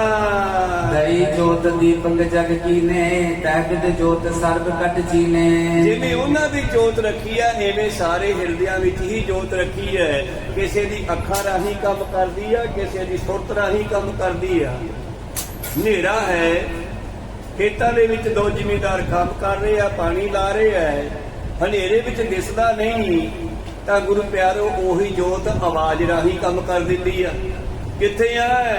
ਇੱਥੇ ਆ। ਠੀਕ ਹੈ, ਟੁੱਟਿਆ ਤਾਂ ਨਹੀਂ, ਠੀਕ ਹੈ, ਠੀਕ ਹੈ। ਤਾਂ ਗੁਰੂ ਪਿਆਰਿਓ ਦੇ ਸ਼ਬਦ ਵੀ ਉਸੇ ਜੋਤ ਨਾਲ ਕੰਮ ਕਰਦਾ ਹੈ। ਜੇ ਉੱਥੇ ਲਾਈਟ ਨਹੀਂ ਕੰਮ ਕਰ ਰਹੀ, ਲਾਈਟ ਹੈ ਨਹੀਂ, ਲਾਈਟ ਤੋਂ ਬਗੈਰ ਅੱਖਾਂ ਦੇਖ ਨਹੀਂ ਸਕਦੀਆਂ, ਇਸ ਕਰਕੇ ਉੱਥੇ ਉਹਨਾਂ ਨੇ ਆਵਾਜ਼ ਰਾਹੀਂ ਕੰਮ ਕਰ ਲਿਆ। ਉਹੀ ਜੋਤ ਸਾਡੇ ਕੰਨਾਂ ਵਿੱਚ ਜਾ ਕੇ ਸੁਣਨ ਦਾ ਕੰਮ ਕਰਦੀ ਹੈ, ਉਹੀ ਜੋਤ ਅੱਖਾਂ 'ਚ ਵੇਖਣ ਦਾ ਕੰਮ ਕਰਦੀ ਹੈ, ਉਹੀ ਜੋਤ ਬੋਲਣ ਦਾ ਕੰਮ ਕਰਦੀ ਹੈ। ਤਿਸ ਤੇ ਨੈਣਨ ਨਦਰੀ ਆਵੇ, ਸਭ ਘਟ ਪ੍ਰਭੂ ਕੀ ਜੋਤ ਰਹਾਵੇ। ਸਭ ਮੈਂ ਜੋਤ ਜੋਤ ਹੈ ਸੋਏ, ਤਿਸ ਦਾ ਚਾਨਣ ਸਭ ਮੈਂ ਚਾਨਣ ਹੋਏ। ਹੋਏ ਜੇ ਗੁਰਮੁਖ ਜਾਣੇ ਤਬਹੀ, ਰਾਮ ਕਰ ਰਹਿਓ ਰਾਮ ਕਤ ਸਭੀ। ਇਸ ਗੱਲ ਨੂੰ ਗੁਰਮੁਖ ਹੀ ਜਾਣਦੇ ਨੇ ਕਿ ਉਹ ਰਾਮ ਕਿਸ ਤਰ੍ਹਾਂ ਸਾਰਿਆਂ ਵਿੱਚ ਰਮਿਆ ਹੋਇਆ ਹੈ। ਤਬੇ ਨਾ ਮਨ ਮੁਖ ਮੁਕਤ ਪਛਾਨੇ, ਸਤ ਨਾਮ ਜੇ ਨਹੀਂ ਬਖਾਨੈ।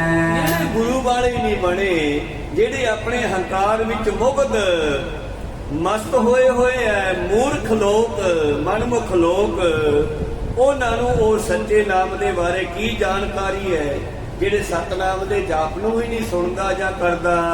ਬਹੁਤ ਮਰਮੇ ਅੰਦੇ ਸੋਈ, ਪ੍ਰਭ ਮਾਰਕ ਨੇ ਜਾਣੇ ਹੋਈ। ਉਹਨਾਂ ਦੇ ਅੱਖਾਂ ਤੇ, ਉਹਨਾਂ ਦੀ ਸੁਰਤ ਤੇ, ਉਹਨਾਂ ਦੇ ਕੰਨਾਂ ਤੇ, ਉਹਨਾਂ ਦੀਆਂ ਇੰਦਰੀਆਂ ਤੇ ਮੋਹ ਦਾ ਹਨੇਰਾ ਪਿਆ ਹੋਇਆ। ਤਿਮਰ ਹੁੰਦਾ ਹਨੇਰਾ। ਜਿਸ ਤਰ੍ਹਾਂ ਪਾਤਸ਼ਾਹ ਦਾ ਬਚਨ ਹੈ, ਜਿਹੜਾ ਹੰਕਾਰੀ ਬੰਦਾ ਹੈ ਨਾ, ਉਹ ਜਿਹੜਾ ਅੰਨਾ ਤੇ ਬੋਲਾ ਹੈ। ਮਾਇਆ ਧਾਰੀ ਅਤ ਅੰਨਾ ਬੋਲਾ, ਸ਼ਬਦ ਨਾ ਸੁਣੀ ਕੋ ਰੋਲ ਕਚੋਲਾ।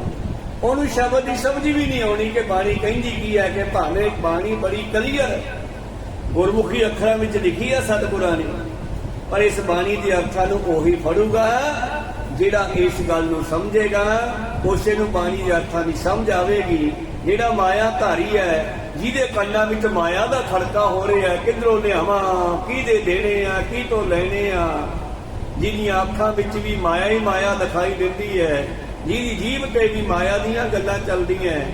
ਇੱਕ ਦਿਨ ਸਤਿਗੁਰੂ ਅਮਰਦਾਸ ਜੀ ਦੇ ਪੁੱਤਰ ਭਾਈ ਮੋਹਰੀ ਨੇ ਸੋਚਿਆ, ਕੋਈ ਜਦ ਕਦੇ ਲੱਖ ਪੈਸਾ ਨਹੀਂ ਗਿਣ ਕੇ ਦੇਖਿਆ।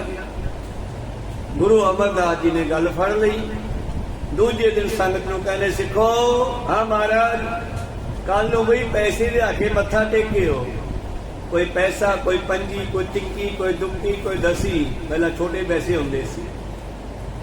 ਠੀਕ ਹੈ ਮਹਾਰਾਜ। ਦੂਜੇ ਦਿਨ ਸੰਗਤਾਂ ਨੇ ਉਹਨਾਂ ਪੈਸਿਆਂ ਨਾਲ ਮੱਥੇ ਟੇਕਦੇ। ਕੋਈ ਡਬਲੀ ਪੈਸਾ ਲੈ ਜਾ ਤਾਂਬੇ ਦਾ, ਕੋਈ ਸਿਲਵਰ ਦੇ ਪੈਸੇ, ਗੁਰੂ ਪਿਆਨੀਆਂ, ਆਨੀਆਂ, ਦਵਾਨੀਆਂ, ਇਹ ਚੀਜ਼ਾਂ ਲਿਆ ਕੇ ਢੇਰ ਲਾਤਾ ਪੈਸਿਆਂ ਦਾ ਸੰਗਤ ਨੇ। ਪਹਿਲਾਂ ਪਾਤਸ਼ਾਹ ਨੇ ਕਦੇ ਪੈਸੇ ਦਾ ਮੱਥਾ ਨਹੀਂ ਸੀ ਟਿਕਾਇਆ, ਇੱਕ ਤਜਰਬਾ ਹੀ ਕਰਾਉਣਾ ਸੀਗਾ। ਜਦੋਂ ਢੇਰ ਲਾ ਗਿਆ ਤੇ ਭਾਈ ਮੋਹਰੀ ਨੂੰ ਸੱਦ ਲਿਆ। ਕਹਿੰਦੇ, ਮੋਹਰੀ, ਆ ਪੁੱਤ ਗੱਲ ਸੁਣ ਪੁੱਤ, ਆ ਪੈਸੇ ਗਿਣਤਾ ਕਿੰਨੇ ਕਾ? ਭਾਈ ਮੋਹਰੀ ਕਹਿੰਦੇ, ਕੱਲ ਹੀ ਸੋਚਿਆ ਸੀਗਾ ਵੀ ਕਦੇ ਲੱਖ ਪੈਸਾ ਨਹੀਂ ਗਿਣ ਕੇ ਵੇਖਿਆ, ਲੈ ਗਿਣਦੇ ਆ। ਉਹ ਗਿਣਨਾ ਸ਼ੁਰੂ ਕੀਤਾ। ਗਿਣਦਿਆਂ ਗਿਣਦਿਆਂ ਪੋਟੇ ਹੱਥਾਂ ਦੇ ਕਾਲੇ ਹੋ ਗਏ। ਕੋ ਸਤਿਗੁਰੂ ਤਾਂਬੇ ਨਾਲ ਵੀ ਹੋ ਜਾਂਦੀ ਹੈ ਤੇ ਸਿਲਵਰ ਨਾਲ ਵੀ ਹੋ ਜਾਂਦੇ ਆ। ਅਸਲ ਵਿੱਚ ਇਹ ਮਾਇਆ ਦਾ ਲੱਛਣ ਦੱਸਿਆ ਪਾਤਸ਼ਾਹ ਜੀ ਨੇ। ਭਾਈ ਮੋਹਰੀ ਕਹਿਣਾ, ਮਹਾਰਾਜ ਹਾਥੀ ਕਾਲੇ ਕਰਤੇ ਨਾਲੇ ਦਾ। ਕਹਿੰਦੇ ਇਹਦਾ ਸੁਭਾਅ ਹੀ ਹੈ, ਇਹ ਆਪ ਵੀ ਕਾਲੀ ਹੈ ਤੇ ਜਦੋਂ ਕਿਸੇ ਦੇ ਹੱਥਾਂ ਵਿੱਚ ਜਾਂਦੀ ਆ ਉਹਨੂੰ ਵੀ ਕਾਲਾ ਕਰਦੀ ਆ। ਵੇਖੋ ਨਾ, ਜਿਹੜੇ ਪਹਿਲਾਂ ਕਹਿੰਦੇ ਸੀ ਅਸੀਂ ਪੰਜਾਬ ਦੇ ਬਾਰੇ ਕੰਮ ਕਰਾਂਗੇ, ਪੰਜਾਬ 'ਚ ਇਹ ਕਰ ਦਿਆਂਗੇ, ਉਹ ਕਰ ਦਿਆਂਗੇ, ਤੇ ਜਦੋਂ ਮਾਇਆ ਦੀ ਕੁਰਸੀ ਮਿਲ ਗਈ ਹੁਣ ਯਾਦ ਚੇਤੇ ਨਹੀਂ। ਕੋ ਸਤਨਾਮ, ਕਿਸੇ ਦੇ ਯਾਦ ਚੇਤੇ ਨਹੀਂ। ਵੀ ਅਸੀਂ ਕਿਹੜੇ ਗੱਲਾਂ ਕਰਕੇ, ਕਿਹੜੇ ਵਾਅਦੇ ਕਰਕੇ ਪੰਜਾਬ ਦੇ ਲੋਕਾਂ ਤੋਂ ਵੋਟਾਂ ਲਈਆਂ, ਤੇ ਕੀ ਅੱਜ ਅਸੀਂ ਉਹ ਕਾਰਜ ਪੂਰਾ ਕਰ ਰਹੇ ਹਾਂ। ਤੇ ਫਿਰ ਪਾਤਸ਼ਾਹ ਦਾ ਚੱਕਰ ਚੱਲਿਆ ਹੋਇਆ, ਤਪੋ ਰਾਜ ਤੇ ਰਾਜੋ ਨਰਕ। ਫਿਰ ਨਰਕਾਂ ਵਾਲੇ ਪਾਸੇ ਵੀ ਉਹੀ ਜਾਂਦੇ ਆ। ਪਾਤਸ਼ਾਹ ਕਹਿੰਦੇ ਆ ਨਾ, ਜਾਂ ਸਿਕਦਾਰ ਹੈ ਪਵੈ ਜੰਜੀਰੀ, ਤਾਂ ਚਾਕਰ ਹੱਥੋਂ ਮਰਨਾ। ਜਦੋਂ ਰਾਜਿਆਂ ਨੂੰ ਜੰਜੀਰੀ ਪੈਂਦੀ ਆ, ਬੰਧਨ ਪੈਂਦਾ, ਭਾਵ ਜਦੋਂ ਰਾਜੇ ਪੁੱਠੇ ਪਾਸੇ ਚੱਲਦੇ ਆ ਤੇ ਫਿਰ ਉਹ ਨੌਕਰਾਂ ਤੋਂ ਹੀ ਮਰਦੇ ਆ। ਉਹ ਸਤਨਾਮ ਸੀ। ਕਲਯੁਗ ਦੇ ਨਾਲ ਗੱਲਾਂ ਬਾਤਾਂ ਕਰਦੇ ਆ। ਬਾਬਾ ਜੀ ਨੇ ਬਚਨ ਕੀਤੇ ਸੀ, ਖੈਰ ਅੱਗੇ ਚੱਲੀਏ। ਕਹਿੰਦੇ, ਮੂਰਖਾਂ ਨੂੰ ਕੀ ਪਤਾ ਹੈ, ਜਿਨ੍ਹਾਂ ਦੇ ਦਿਮਾਗ ਤੇ ਮੋਹ ਦਾ ਹਨੇਰਾ ਹੋਇਆ ਹੈ, ਮੋਹ ਮਮਤਾ ਵਿੱਚ ਅੰਨੇ ਹੋਏ ਨਾ। ਤੇ ਮੋਹ ਮਮਤਾ ਵਿੱਚ ਜਿਹੜਾ ਅੰਨਾ ਹੈ ਨਾ, ਉਹ ਜੋ ਪ੍ਰਾਪਤ ਕਰਦਾ ਹੈ ਉਹ ਘਰੇ ਜਾ ਕੇ ਆਪਣੀ ਇਸਤਰੀ ਨੂੰ, ਆਪਣੇ ਜਵਾਕਾਂ ਨੂੰ ਵਿਖਾਉਂਦਾ। ਜੋ ਪਾਵੇ ਸੋ ਆਨ ਦਿਖਾਵੇ।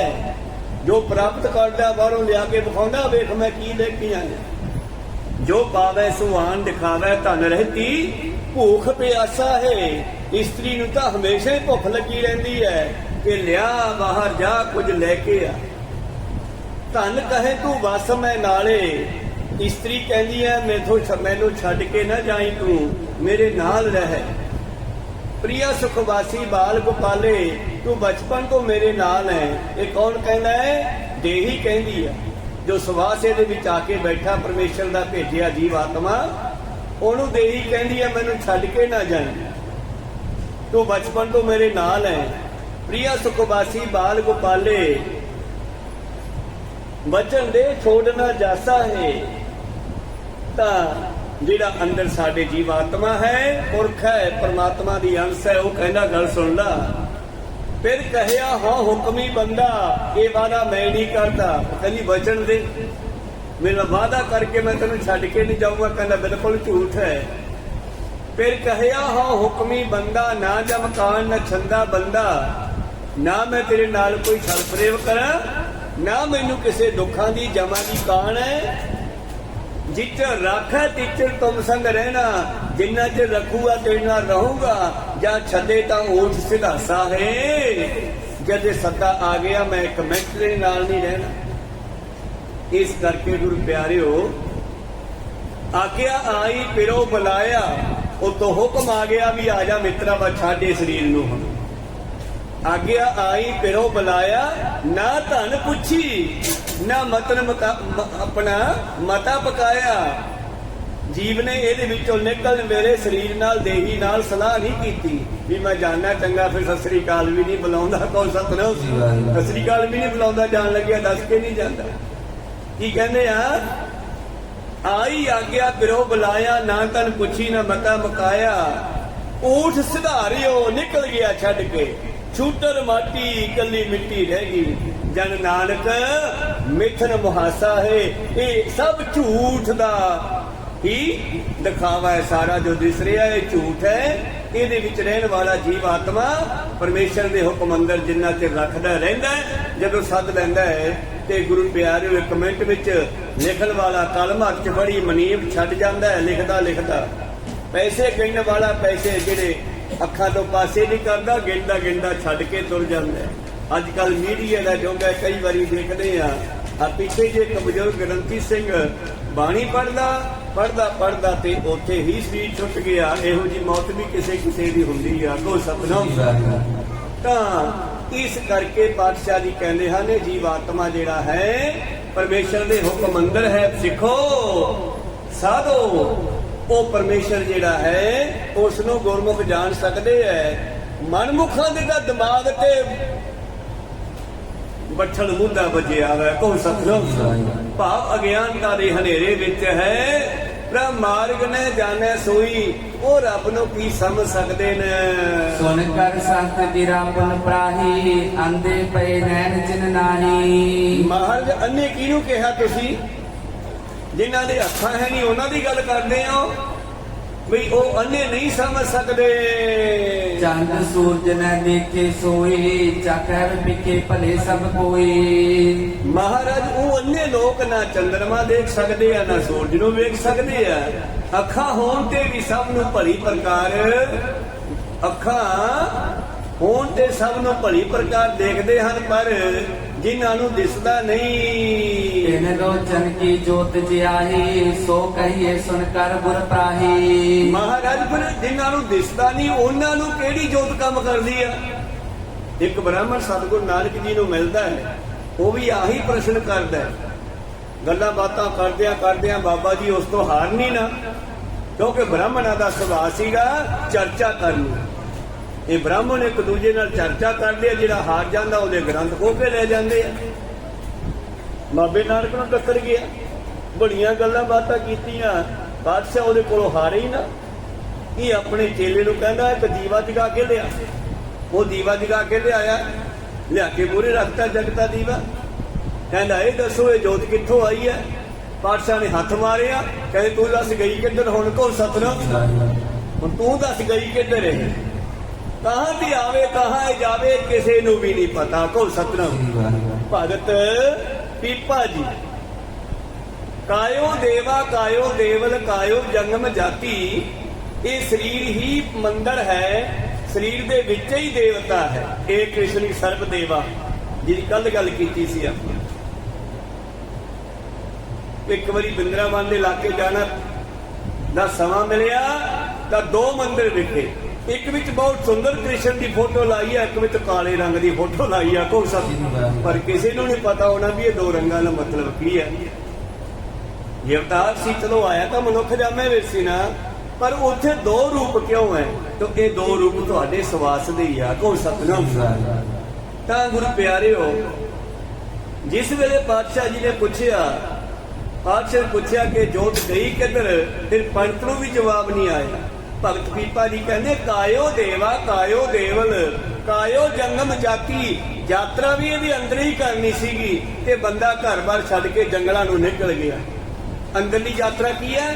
ਪੈਰ ਦੇ ਗੁੱਠੇ ਤੋਂ ਲੈ ਕੇ ਆਪਣੇ ਆਪੇ ਦੀ ਪਛਾਣ ਕਰਨੀ ਕਿ ਮੈਂ ਕੌਣ ਹਾਂ ਤੇ ਸਰੀਰ 'ਚ ਕਿੱਥੇ ਰਹਿੰਦਾ, ਇਹਦੀ ਜਾਣਕਾਰੀ ਲੈਣੀ, ਆਪਣੇ ਆਪੇ ਦੀ ਖੋਜ ਕਰਨੀ। ਬੰਦੇ ਖੋਜ ਦਿਲ ਹਰ ਰੋਜ਼, ਨਾ ਫਿਰ ਪਰੇਸ਼ਾਨੀ ਮਾਹੀ।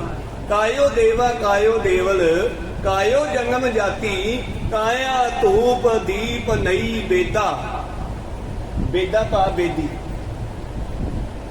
ਇਹ ਪਾਲਕੀ ਇਹਨੂੰ ਪਹਿਲਾਂ ਬੇਦੀ ਕਹਿੰਦੇ ਸੀ। ਇਹ ਕਾਇਆ ਇੱਕ ਬੇਦੀ ਆ, ਇੱਕ ਪਾਲਕੀ ਆ।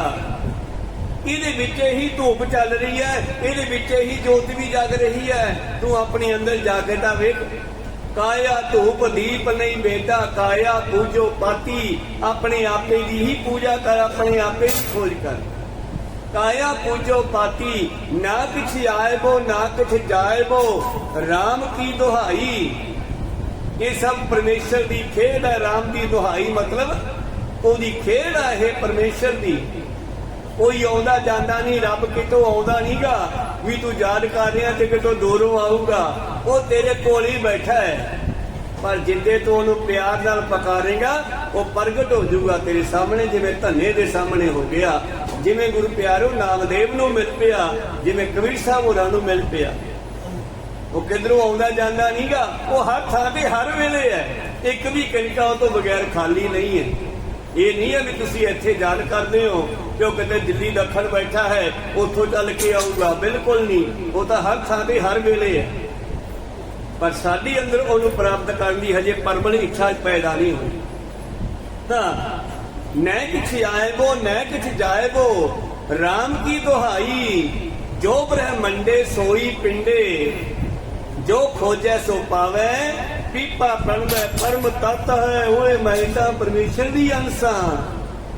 ਪਰਮ ਹੁੰਦਾ ਵੱਡਾ, ਤਤ ਹੁੰਦਾ ਵੱਡਾ ਪਰਮੇਸ਼ਰ, ਤਤ ਹੁੰਦਾ ਉਹਦਾ ਹਿੱਸਾ।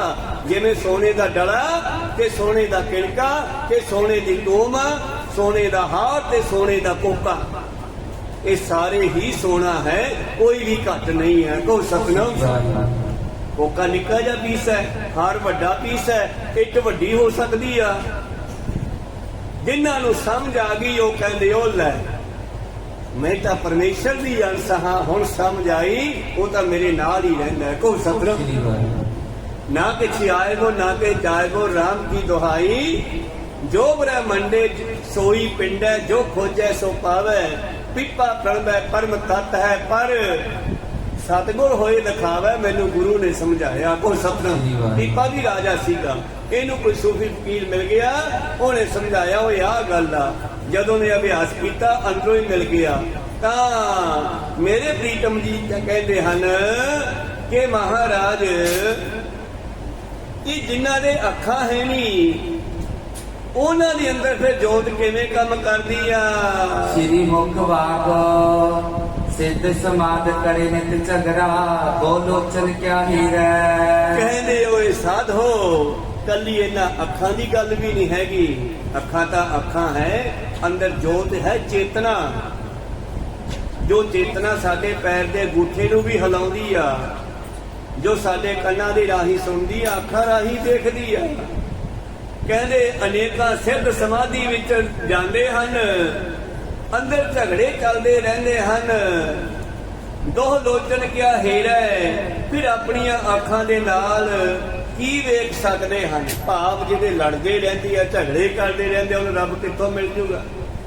ਕਬੀਰ ਸਾਹਿਬ ਜੀ ਦੀ ਬ੍ਰਹਮ ਨਾਲ ਕਈ ਵਾਰੀ ਲੜਾਈ ਹੋਈ ਆ, ਮਤਲਬ ਚਰਚਾ ਝਗੜਾ, ਤੇ ਕਬੀਰ ਸਾਹਿਬ ਜੀ ਨੂੰ ਕਹਿ ਦਿੰਦੇ ਆ ਜੋ ਤੋਂ ਮੋਕੋ ਦੂਰ ਕਰਤਾ ਹੋ ਤੋ ਤੁਮ ਮੁਕਤ ਮਤਾਵੋ। ਜੇ ਸਾਰਿਆਂ ਵਿੱਚ ਰੱਬ ਹੈ, ਕਿਸੇ ਇੱਕ ਨੂੰ ਵੀ ਝਿੜਕਦਾ ਤੇ ਸਮਝੋ ਪਤਾ ਨਹੀਂ ਰੱਬ ਨੂੰ ਤੁਸੀਂ ਉੱਥੋਂ ਹੀ ਝਿੜਕਦਾ। ਕੋ ਸਤਿ।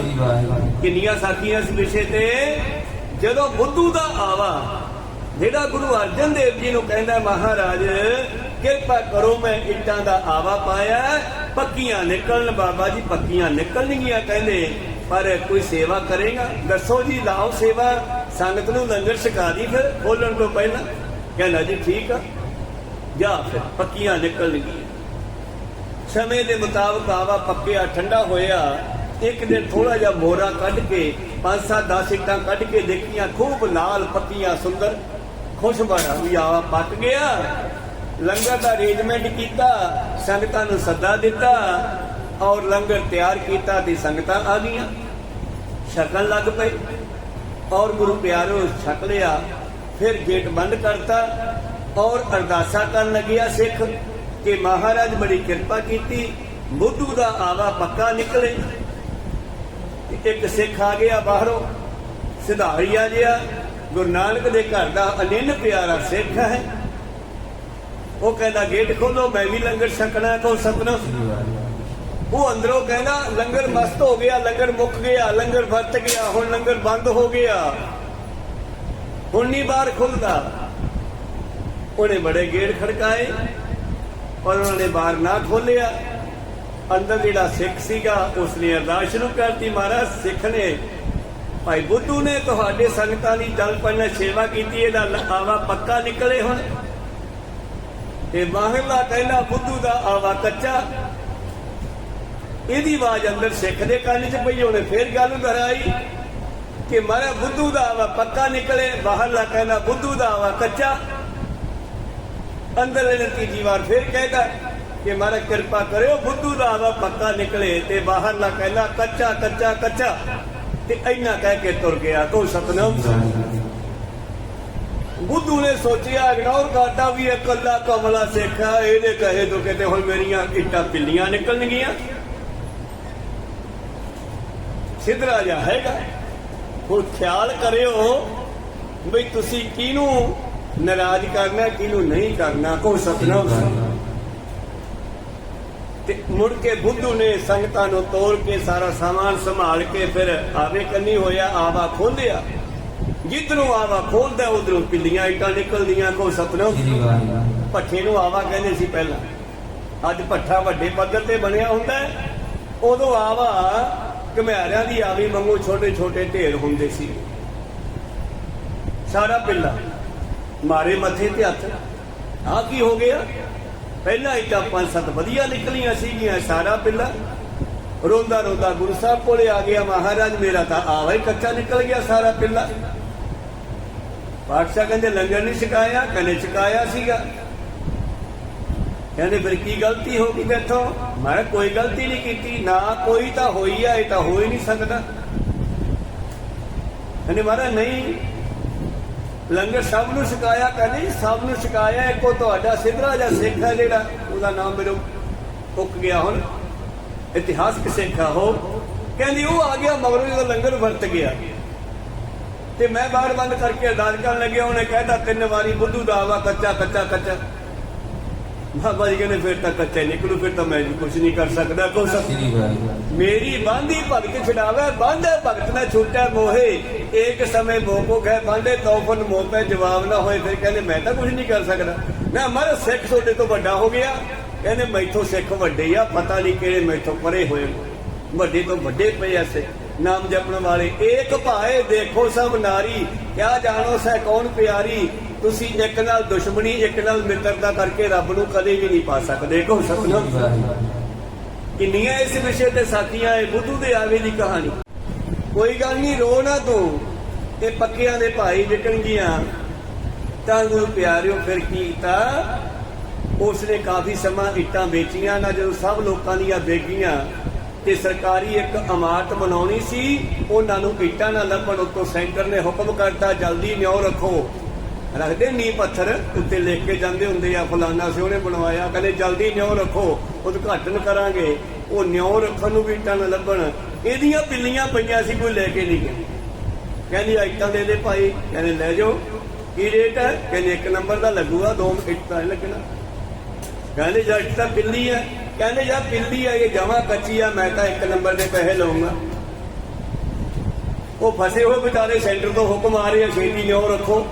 ਕਹਿੰਦੇ ਯਾਰ ਚੱਕ ਲੋ ਯਾਰ, ਇਹ ਥੱਲੇ ਪਾ ਦੇਣੀਆਂ, ਇਹਨਾਂ ਨੂੰ ਕਿਹੜਾ ਹਵਾ ਲੱਗਣੀ ਹੈ, ਇਹਨਾਂ ਨੇ ਖਰਾਬ ਹੀ ਨਹੀਂ ਹੋਣਾ। ਕਹੋ ਸਤਿਨਾਮ।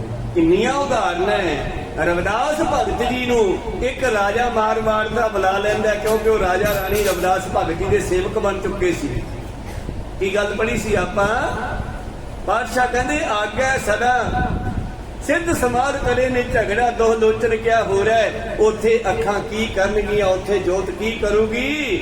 ਜਦੋਂ ਸਮਾਧੀਆਂ ਵੀ ਲਾਉਂਦੇ ਆ ਤੇ ਝਗੜੇ ਵੀ ਕਰਦੇ ਆ। ਕਹੋ ਸਤਿਨਾਮ। ਰਵਿਦਾਸ ਭਗਤ ਜੀ ਨੂੰ ਬੁਲਾ ਲਿਆ ਮਾਰਵਾੜ ਦੇ ਰਾਜੇ ਨੇ। ਮਹਾਰਾਜ ਆਪਣੇ ਕਲੰਗਰ ਹੈ, ਤੁਸੀਂ ਜ਼ਰੂਰ ਆਉਣਾ। ਉਹ ਰਾਜਾ ਰਾਣੀ ਝਾਲਾਂ ਬਾਈ ਤੇ ਰਾਜਾ ਇਹ ਦੋਨੇ ਸੇਵਕ ਸੀ। ਹੁਣ ਉਹਦੇ ਵਿੱਚ ਰਾਜੇ ਨੇ ਬ੍ਰਾਹਮਣਾਂ ਨੂੰ ਵੀ ਸੱਦਾ ਦਿੱਤਾ ਹੈ, ਕਿਉਂਕਿ ਇਹ ਤਾਂ ਜ਼ਰੂਰੀ ਵੀ ਸਾਨੂੰ ਕਿਉਂ ਨਹੀਂ ਬੁਲਾਉਂਦੇ। ਫਿਰ ਜਿਹੜੇ ਗੁਰੂ ਸਾਹਿਬ ਨਾਲ ਡਰ ਪਿਆ ਸੀ ਆ ਕੇ ਇੱਕ ਬ੍ਰਾਹਮਣ ਵੀ ਬੁਲਾ ਲੇ। ਜਦੋਂ ਪੰਗਤ ਲਾਤੀ ਬ੍ਰਾਹਮਣਾਂ ਦੀ ਤੇ ਵਿੱਚ ਹੀ ਰਵਿਦਾਸ ਜੀ ਨੂੰ ਬਿਠਾ ਲਿਆ, ਕਿਉਂਕਿ ਉਹ ਤਾਂ ਸਤਿਗੁਰੂ ਉਹਨਾਂ ਦੇ ਗੁਰੂ ਹੈ।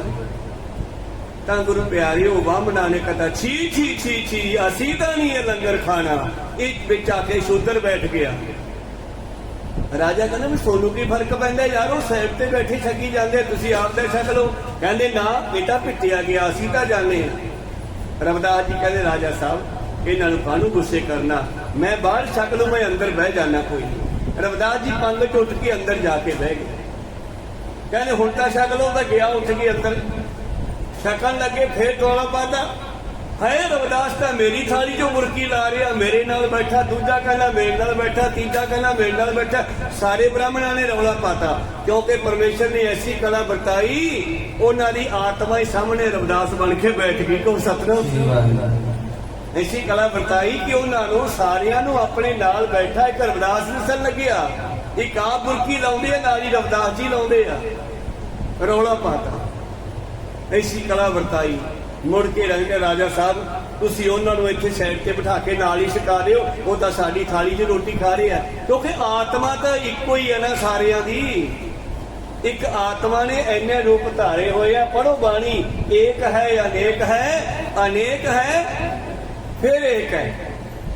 ਇਸ ਕਰਕੇ ਪਾਤਸ਼ਾਹ ਕਿਹਨਾਂ ਦੀ ਗੱਲ ਕਰਦੇ ਹੋ?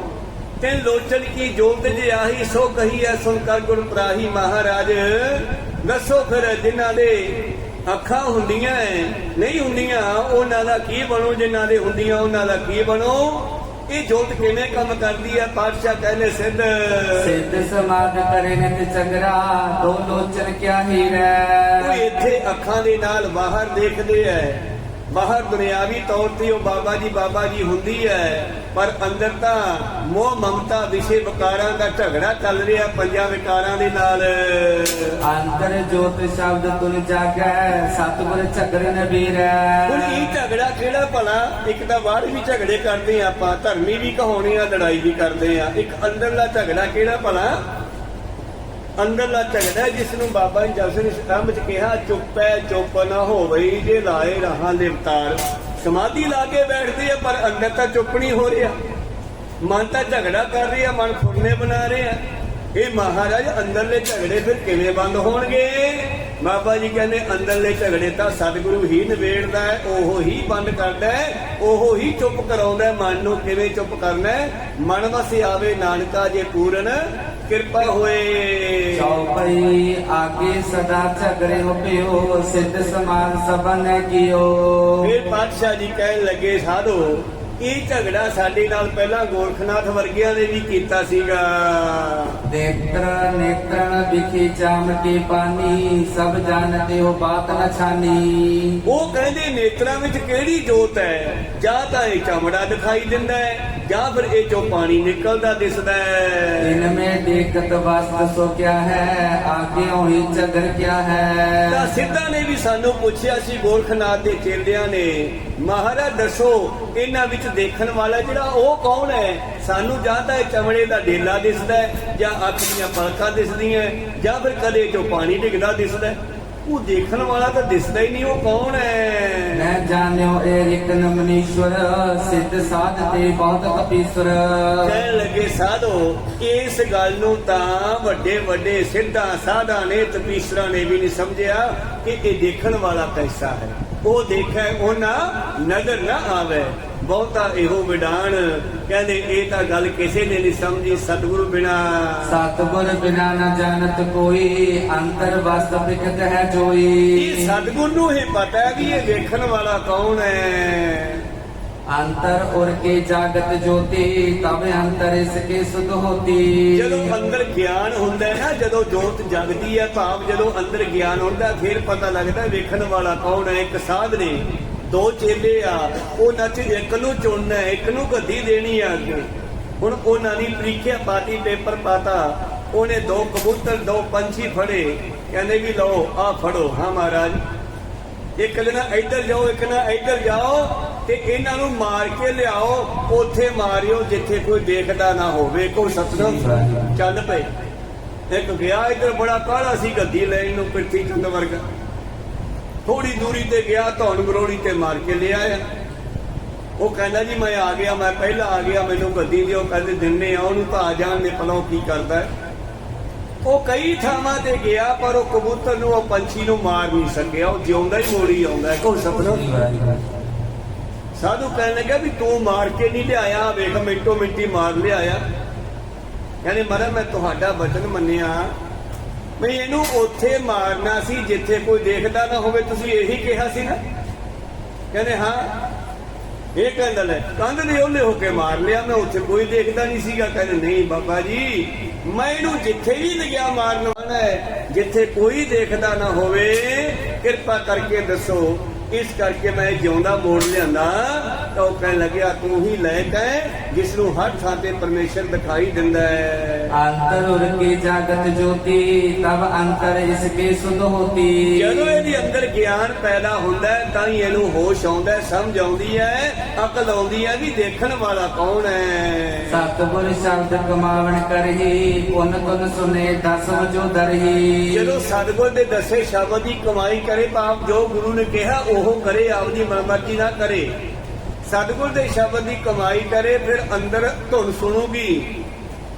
ਪਾਤਸ਼ਾਹ ਜੀ ਕਹਿੰਦੇ ਆ ਨਾ, ਧੁਨ ਮੈਂ ਧਿਆਨ, ਧਿਆਨ ਮੈਂ ਜਾਣਿਆ। ਫਿਰ ਉਸ ਧੁਨੀ ਦੇ ਵਿੱਚ ਦਸਵੇਂ ਦਵਾਰ ਤੋਂ ਜੋ ਆਵਾਜ਼ ਆ ਰਹੀ ਹੈ, ਜਿੱਥੇ ਪਰਮੇਸ਼ਰ ਦਾ ਵਾਸਾ ਹੈ, ਫਿਰ ਉਹਨੂੰ ਸੁਣਨਾ ਕਰੇ। ਸ਼੍ਰੀ ਸਤਿਗੁਰੇ ਝਗੜ ਨਵੀਰੈ, ਔਰ ਨਾ ਜਾਣੇ ਕੋ ਨਾ ਹੀਰੈ। ਇਸ ਗਿਆਨ ਦੇ ਝਗੜੇ ਜਿਹੜੇ ਆ ਗੁਰੂ ਵੀ ਨਿਬੇੜ ਸਕਦਾ ਹੈ, ਹੋਰ ਕੋਈ ਨਹੀਂ ਸਮਝ ਸਕਦਾ ਕਿ ਕੌਣ ਵੇਖਦਾ ਹੈ, ਕਿਵੇਂ ਵੇਖਦਾ ਹੈ। ਸਭ ਇੰਦਰੀਆਂ ਕਿਰਿਆ ਜੇ ਕਰਹੀ, ਪਰਮ ਜੋਤ ਕੇ ਹੈ ਅਨਸਰਹੀ। ਸਰੀਰ ਦੇ ਜਿੰਨੇ ਕਰਮ ਇੰਦਰੀਆ, ਜਿੰਨੇ ਗਿਆਨ ਇੰਦਰੀਆ ਹੈ, ਉਸੇ ਪਰਮ ਜੋਤ ਦੇ ਅਨੁਸਾਰ ਚੱਲਦੇ ਆ। ਜਿੰਨਾ ਚਿਰ ਜੋਤ ਅੰਦਰ ਹੈ ਤਾਂ ਇੰਦਰੀਆਂ ਕੰਮ ਕਰਦੀਆਂ, ਹੱਥ ਪੈਰ ਕੰਨ ਨੱਕ ਸਾਰੇ।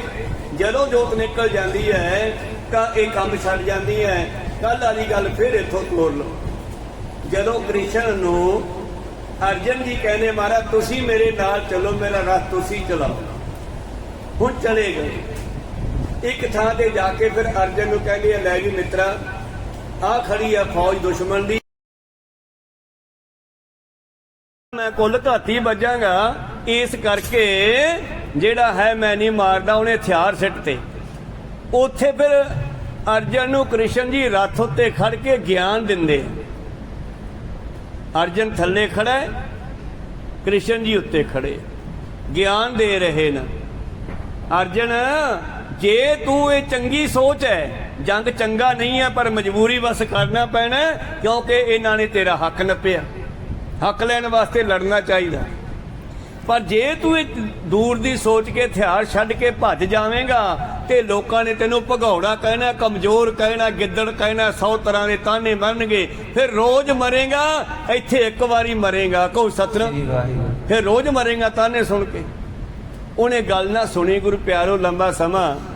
ਤੇ ਗੁਰੂ ਪਿਆਰਿਓ ਅਖੀਰ ਤੇ ਕ੍ਰਿਸ਼ਨ ਜੀ ਕਹਿੰਦੇ ਤੂੰ ਮੈਨੂੰ ਜਾਣਦਾ ਨਹੀਂ, ਮੈਂ ਕੌਣ ਆ। ਮਹਾਰਾਜ ਤੁਸੀਂ ਕੌਣ ਹੋ? ਮਾਮੇ ਚਾਚਾ ਹੈ, ਭੂਆ ਦੇ ਪੁੱਤਰੀ ਸਾਨੇ ਆਪਸ ਵਿੱਚ। ਕਹਿਣ ਲੱਗੇ ਨਹੀਂ, ਮੈਂ ਦੱਸਦਾ ਮੈਂ ਕੌਣ ਆ, ਦੇਖ। ਪਰ ਤੂੰ ਕਿਵੇਂ ਦੇਖੇਗਾ? ਤੇਰੇ ਕੋਲ ਤਾਂ ਅੱਖ ਹੀ ਹੈ ਨਹੀਂ ਵੇਖਣ ਵਾਲੀ। ਆ ਪਹਿਲਾਂ ਤੈਨੂੰ ਮੈਂ ਵੇਖਣ ਵਾਲੀ ਅੱਖ ਦਿੰਨਾ, ਫਿਰ ਤੈਨੂੰ ਪਤਾ ਲੱਗੂ ਮੈਂ ਕੌਣ ਆ। ਤਾਂ ਪਹਿਲਾਂ ਉਹਨੂੰ ਉਹ ਗਿਆਨ ਦਿੱਤਾ ਜਿਹੜਾ ਉਹਨਾਂ ਨੇ ਗੀਤਾ ਵਿੱਚ ਵੀ ਲਿਖਿਆ ਹੈ। ਔਰ ਗੁਰੂ ਪਿਆਰੇ ਉਹ ਗਿਆਨ ਦਿੱਤਾ ਤੇ ਫਿਰ ਉਹਨਾਂ ਨੂੰ ਆਪਣਾ ਵਿਰਾਟ ਸਰੂਪ ਦਿਖਾਇਆ। ਫਿਰ ਕੀ ਵੇਖਦਾ ਕਿ ਕ੍ਰਿਸ਼ਨ ਦੇ ਹਜ਼ਾਰਾਂ ਮੂੰਹ ਹੈ, ਕਿਸੇ ਚੋਂ ਪਾਣੀ ਨਿਕਲਿਆ, ਕਿਸੇ ਚੋਂ ਅੱਗ, ਕਿਸੇ ਦੇ ਵਿੱਚੋਂ ਗੁਰੂ ਪਿਆਰਿਓ ਹਵਾ, ਕਿਸੇ ਦੇ ਵਿੱਚੋਂ ਜੀਵ ਮਰ ਕੇ ਪ੍ਰਵੇਸ਼ ਕਰ ਰਹੇ ਆ, ਕਿਸੇ ਮੂੰਹ ਚੋਂ ਪੈਦਾ ਹੋ ਕੇ ਬਾਹਰ ਨਿਕਲ ਰਹੇ ਨੇ। ਤਾਂ ਗੁਰੂ ਪਿਆਰਿਓ ਕ੍ਰਿਸ਼ਨ ਭਾਵੇਂ ਹਿੰਦੂ ਮਤ ਮੁਤਾਬਕ ਦੁਆਪਰ ਯੁੱਗ ਦੇ ਅਵਤਾਰ ਹੈ, ਸਰੀਰ ਕਰਕੇ ਬਿੰਦਰਾਵਨ ਮਥੁਰਾ ਦੇ ਵਿੱਚੋਂ ਪੈਦਾ ਹੋਏ ਹੈ, ਪਰ ਜੇ ਦੂਸਰਾ ਅਰਥ ਕਰੀਏ ਤੇ ਤੁਹਾਡਾ ਸਵਾਸ ਹੀ ਹੈ। ਤੁਹਾਡੇ ਸਰੀਰ ਨੂੰ 5 ਕਰਮ ਇੰਦਰੇ, 5 ਗਿਆਨ ਇੰਦਰੇ, ਇਹ 10 ਘੋੜੇ ਲੱਗੇ ਆ। ਤੁਹਾਡਾ ਸਰੀਰ ਇੱਕ ਰੱਥ ਹੈ, ਤੁਸੀਂ ਇਹਦੇ ਉੱਤੇ ਅਰਜਨ ਹੋ ਤੇ ਸਵਾਸ ਤੁਹਾਡਾ ਕ੍ਰਿਸ਼ਨ ਹੈ। ਤੁਹਾਡੇ ਰੱਥ ਨੂੰ ਸਵਾਸ ਹੀ ਤਾਂ ਚਲਾ ਰਿਹਾ, ਹੋਰ ਕੌਣ ਚਲਾ ਰਿਹਾ ਬਈ? ਕੱਲ ਆਪਾਂ ਸਵਾਸ ਨੂੰ ਕਿੰਨੇ ਥਾਵਾਂ ਤੇ ਜਾਣਿਆ ਵੀ ਇੱਥੇ ਵੀ ਸਵਾਸ ਕੰਮ ਕਰਦਾ, ਇੱਥੇ ਵੀ ਸਵਾਸ ਕੰਮ ਕਰਦਾ। ਭਾਵ ਸਵਾਸ ਦੇ ਵਿੱਚੋਂ ਜੋਤ ਚੇਤਨਾ ਕੰਮ ਕਰਦੀ ਆ। ਕਹੋ ਸਤਿਨਾਮ। ਸਾਡੇ 5 ਕਰਮ ਇੰਦਰੇ, 5 ਗਿਆਨ ਇੰਦਰੇ, ਅਰਜਨ ਦੇ ਰੱਥ ਨੂੰ 10 ਘੋੜੇ ਵਿਖਾਏ ਆ ਤੇ ਸਾਡੇ ਸਰੀਰ ਰੂਪੀ ਰੱਥ ਨੂੰ ਇਹ 10 ਘੋੜੇ ਲੱਗੇ ਆ।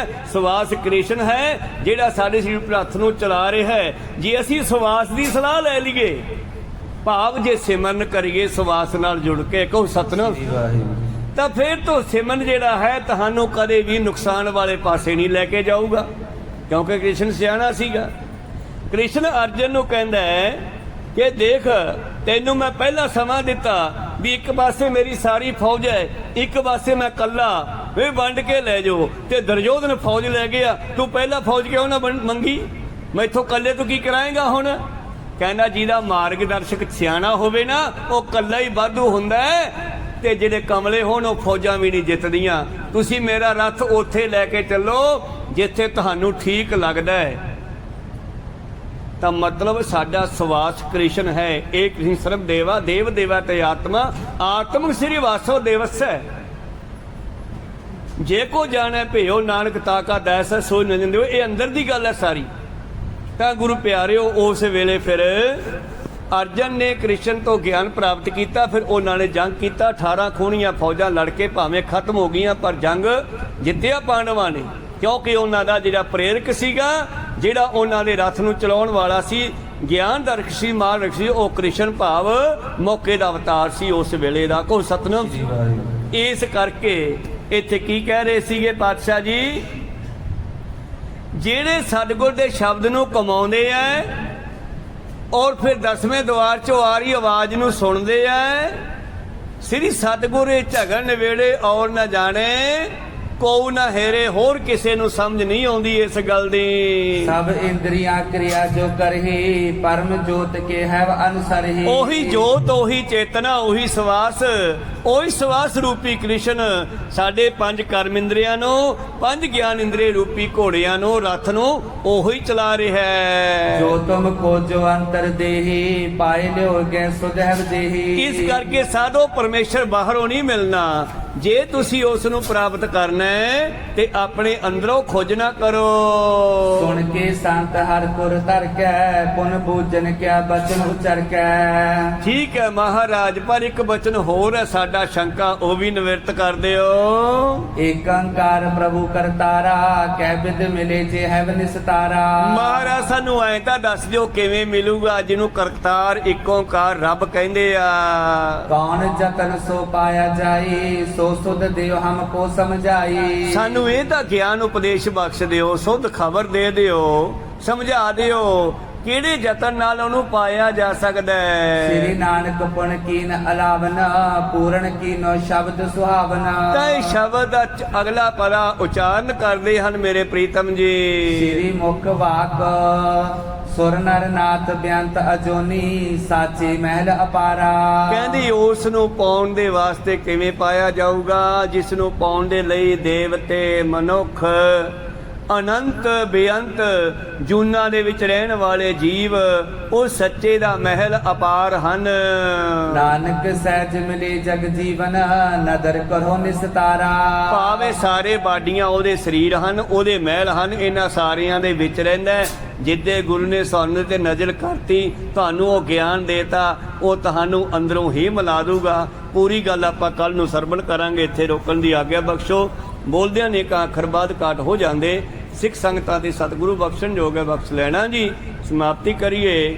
हे अच्युत हे पार ब्रह्म अविनाशी अगनास हे पूरन हे सर्व मैं पंचन गुणतास हे संगी हे निरंकार हे निर्गुण सब टेक हे गोविंद हे गुण निदान जाके सदा बबेक हे अपरंपर हर हरे भी हो बनहार हे संत कै सदा संग दारा आधार हे ठाकुर हौं दास रो मैं निर्गुण गुण नहीं कोय नानक दीजै नाम दान राखो ही परोए आए प्रभ शरणागति कृपा नित दयाल एक अखर हर मन बसत नानक होत निहाल एक ओंकारा सतगुरु तेह प्रसाद सच होए वाहिगुरु जी की फतेह विघ्न है विनाशन सोए वाहिगुरु जी की फतेह विघ्न है विनाशन सोए वाहिगुरु जी का खालसा ਵਾਹਿਗੁਰੂ ਜੀ ਕੀ ਫਤਿਹ। ਬਹੁਤ ਬਹੁਤ ਧੰਨਵਾਦ ਸਰਬੱਤ ਸੰਗਤਾਂ ਜਿਨ੍ਹਾਂ ਨੇ ਹਾਜ਼ਰੀਆਂ ਭਰੀਆਂ, ਗੁਰਜੇ ਸਰਵਣ ਕੀਤੇ, ਪਾਤਸ਼ਾਹ ਖੁਸ਼ੇ ਬਖਸ਼ਣ। ਆਓ ਕੀਰਤਨ ਦਾ ਸਮਾਂ ਹੋ ਰਿਹਾ, ਕੀਰਤਨ ਸਰਵਣ ਕਰੀਏ ਜੀ। ਬੁਲਾਓ ਫਤਿਹ ਪਾਓ ਫਤਿਹ। ਵਾਹਿਗੁਰੂ ਜੀ ਕਾ ਖਾਲਸਾ ਵਾਹਿਗੁਰੂ ਜੀ ਕੀ ਫਤਿਹ।